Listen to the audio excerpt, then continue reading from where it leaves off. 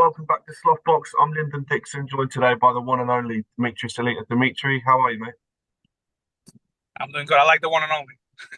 You are the one and only. I But feel like I'm getting in the ring when you say one and only. well, mate, it's March. You're a busy man. How's the year been so far? Year's been great. Very excited about the upcoming fights. Jarrell Miller's fighting Lucas Brown next week in Dubai. It's a big step up for him in terms of coming back for where he was, almost fighting Anthony Joshua June 1st of 2019. He has a great team of trainers with him. Dmitry Chambers, a name not yet known to the boxing community or known only to a few people that really know the sport, but one of the great minds of boxing. And I think that he's going to have a big impact on Jarrell's future. And Jarrell also has Sosa uh, from New York City who's training him. Also a great trainer, great guy. So I very excited about Jarrell's future possibilities. And this fight is very important for Jarrell to rehabilitate himself, get himself back into the world title picture. And Mm. obviously, April 1st, Jermaine Franklin versus Anthony Joshua. Very excited about Jermaine's possibilities to score a big upset and working on some other big things as well that we can talk about as this program develops. Mm. Well, let's talk about the one you just mentioned, Anthony Joshua. I mean, firstly, how does it feel to get that over the line? And how does it feel that it's only a few weeks away?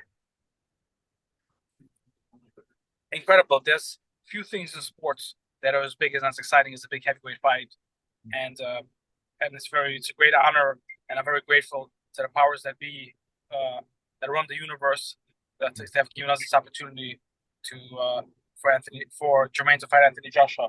And for me personally, having worked with Jermaine since 2018 and telling him my plan for him and what I believe his potential to be, and then when it actually happens, it's quite incredible and very rewarding.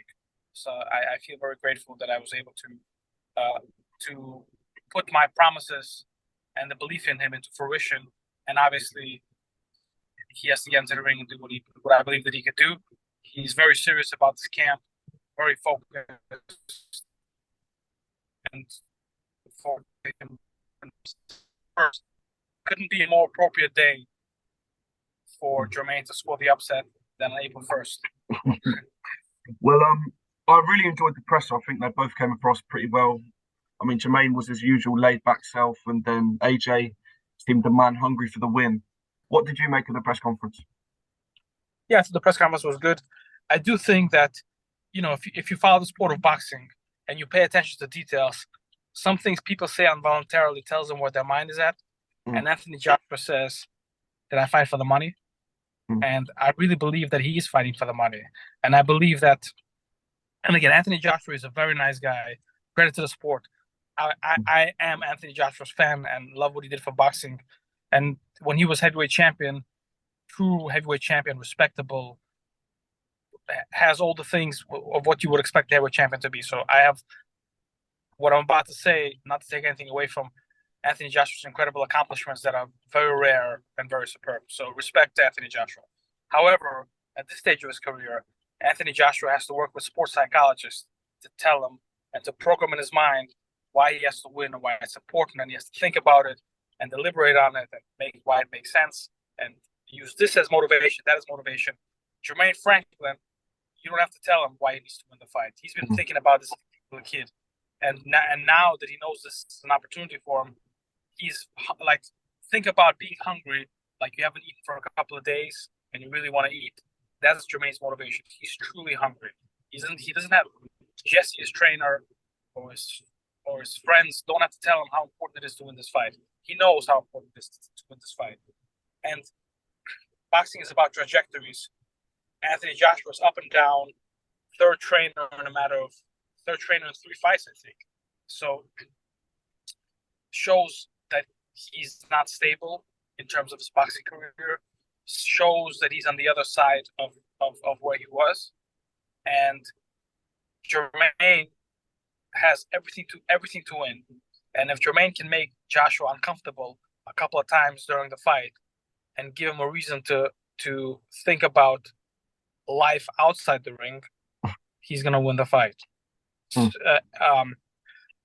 Because Anthony Joshua does not have the resilience that he showed when he won that epic fight versus Vladimir Klitschko and other fights that he's won. That was the peak of Anthony Joshua's career was when he beat Vladimir Klitschko.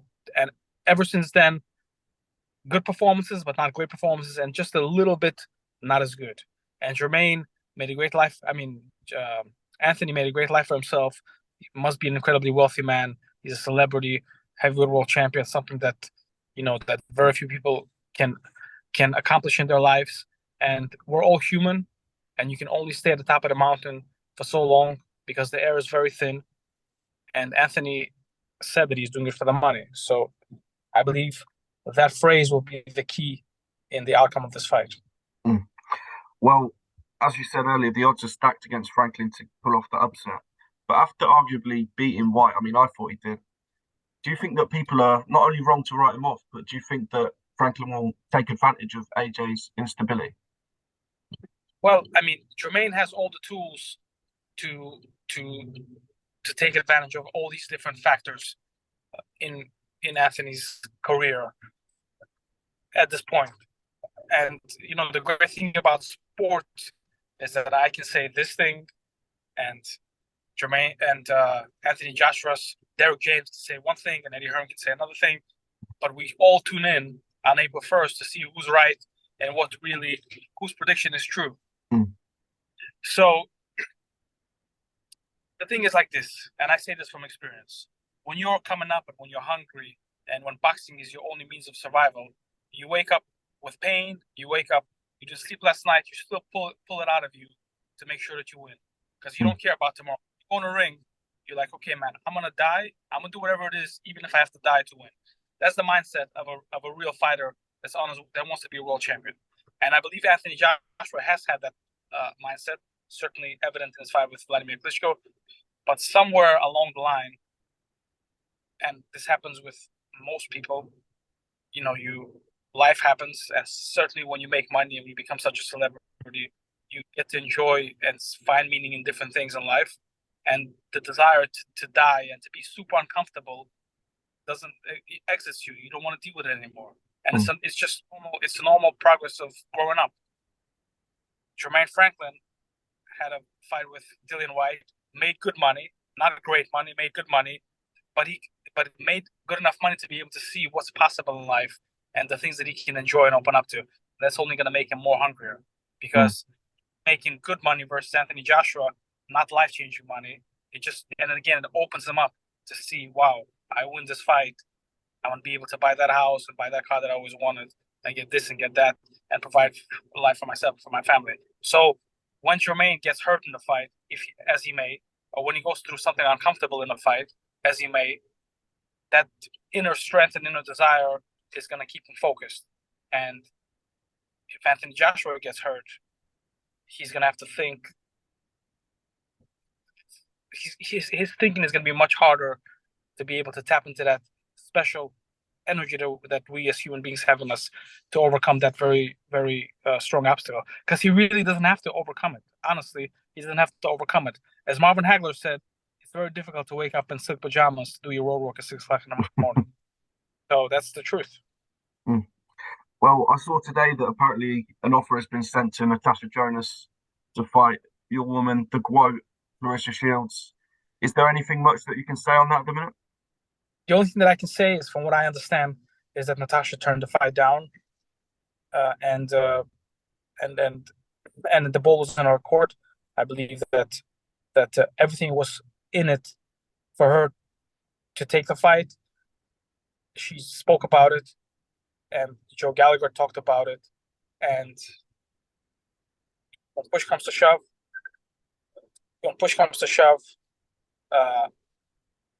she didn't want to explore the possibility. So there's 100 ways to say. I know I'm quoting a lot of people today, but I believe Don King used to say there's many ways to say no and only one way to say yes. So I believe she's found several different ways to say no. So as things stand currently, the fight between Natasha Jonas and Claressa Shields is off or not on? as it stands today, that fight is not on. Mm, I do believe that in that weight class, it is one of the best fights to make, and mm, I believe Claressa is ahead above is ahead above competition over any woman in their weight class. And I just want to say, just because sometimes people, you know, forget, you got to figure out, you got to think about where you come from and who you are. Claressa in a pro debut made a pro debut against Franchon Cruz, who's now a unified super middleweight champion, one of the best women fighters in the world. mm, So Claressa Shields, for lack of a better example in modern terms, is Floyd Mayweather and Roy Jones Jr. in their peak. So for Natasha Jonas to take a fight against Claressa, and if she loses, as which I believe she will, it's okay. You fought Muhammad Ali. It's mm, okay in the peak of his career, in the peak of her career. So, but different folks, different strokes, and who knows, what lurks in the hearts of men mm. or women. Yeah, but whether she fights Jonas or not, or whoever's next, I was just wondering, from your point of view, what's the plan for Claressa this year? Because the last time we spoke, you spoke about how much it means to yourself and Claressa to fight in Africa somewhere. What is the plan for Claressa this year? So I believe that a rematch with Savannah Marshall sometime down the road would make a lot of sense. And I believe there's a program today actually in the UK at 8 p.m. on Sky about that fight and what it did and what it meant, all the records it broke. So Mm, it's very Savannah Marshall is a very good fighter. She's not good enough to beat Claressa, but she's a very good fighter. That fight was very exciting, and I believe at the right time, fight fans will want to see it again. But again, Claressa is a Muhammad Ali of this generation, and what I mean by that is the symbol of who she is and what she represents. And coming from Flint, Michigan, which is one of the most challenged places in the United States, and to accomplish these incredible goals that no one has ever done, mm, and to believe in herself as a little kid before women's boxing was a business when she was just a young girl, and to say no to all different temptations that happen in our community, and to go to the gym and to win one Olympic gold medal, and for people not to recognize you and rub you off, and not to have any money, and to win a second Olympic gold medal, and then to win all these different titles. So Claressa is an incredible woman, and uses her platform and her talent of boxing as a bridge to affect women empowerment and social change in a positive way. And I believe that for Claressa, who she is today, it will be very powerful to fight in Africa and for her to fight in the Middle East because of what she represents for mm, for all the women around the world, who she is, and these in different places where different things are emerging, and there's new positive initiatives. Someone like Claressa, they can feel and touch, and it will be very powerful. So, regardless of the opponent, for Claressa to make a presence and to fight in these locations would be just incredible. And that is my goal. And some of these conversations have taken place. Obviously, it's logistically involved, and I hope that we can make it happen. mm. But I know you're a busy man, but I just want to get the final question. A word from you on the Tyson Fury and Alexander Usyk situation. I mean, there's disputes over the purse splits. Is the fight going to happen? And what do you think of this whole situation? Well, I'm not the promoter of either of those fighters, Mm, but when things take too long, it's been my experience that they do not happen. That there's some challenges for for them not to happen. So it, it has been laying on for too long. Doesn't seem like April 29th is a real date that can happen. And if it doesn't happen, I would love for Otto Whalen to fight um, Alexander Usyk because I feel that it's a very meaningful fight, and he's a southpaw, uh, and he gave Tyson Fury the toughest fight of his career. mm, So in terms of building the narrative for the fight to happen, because I do believe that fight will happen. If both of them stay undefeated, I do believe that a fight has to happen mm, at some point. I believe a fight with Otto Whalen and Alexander Usyk makes a lot of sense. mm. Um, What do you think, as a part of the boxing community and a journalist? What do you think about it? I'm sort of in agreement with you that I feel like it's gone on too long, and I feel they both need to move on because I feel Fury said that he wanted to fight 3 times this year, and it's looking like that April date with Usyk isn't going to work. But in terms of, as a journalist, I'm a fan of narrative, and I think I didn't think about it until you said it, but Usyk against Otto Wallin, I think that's a great fight to make. If that fight was made, where would that happen? What venue are we talking? That would be great. If the fight with Usyk and Tyson would happen, No, Otto. oh, we're ready to go. We're Mm. ready to go April 29th. We're ready to Well, go. that'd be great. Well, like I say, I know you're a busy man. One more question just to squeeze it in. What do you have coming up for the other fighters in your stable? Because I know you've got a lot of young prospects that are coming up in the game right now. Ali Ismailov, a heavyweight that I'm sorry, a light heavyweight that I'm very excited about. It's fighting this weekend. Just a stay busy fight, but we're gonna have a big year for him. Shojakhan Ergashev has got an order to fight for the mandatory. Catterall turned him down, and Teofimo Lopez and Josh Taylor and these different guys have fights scheduled. They're out of the picture, so we'll see who's the next guy in line to be able to take that fight for the IBF Pandora position. Maybe it's Steve Spark.